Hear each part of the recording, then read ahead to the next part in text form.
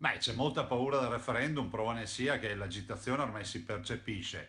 La Corte Costituzionale a sorpresa ha dato ragione a noi. Voglio ricordare che il governo Renzi ha impugnato la nostra legge per fare in modo che i veneti non potessero fare il referendum. La Corte Costituzionale con una sentenza esemplare ci ha detto dovete fare il referendum ed è in fase anteriore ed esterna, cioè vuol dire che lo dobbiamo fare prima della trattativa con Roma.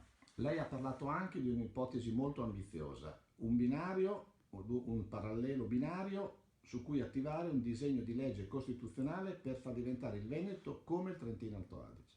Con il referendum non abbiamo subito l'effetto dopo qualche ora dell'autonomia, però abbiamo un effetto politico importante, ovvero che il peso dei veneti si farà sentire con la risposta referendaria, per questo bisogna andare a votare e ovviamente andare in tanti a votare, e questo peso diventerà potere contrattuale. Da un lato andremo a contrattare quello che già la Costituzione prevede, ovvero tutta una serie di competenze in base al comma 3 dell'articolo 116 della Costituzione. Dall'altro, contemporaneamente, chiederemo ufficialmente al Parlamento di modificare la Costituzione con un disegno di legge statale promosso dalla Regione del Veneto per inserire il Veneto come regione a statuto autonomo come Bolzano.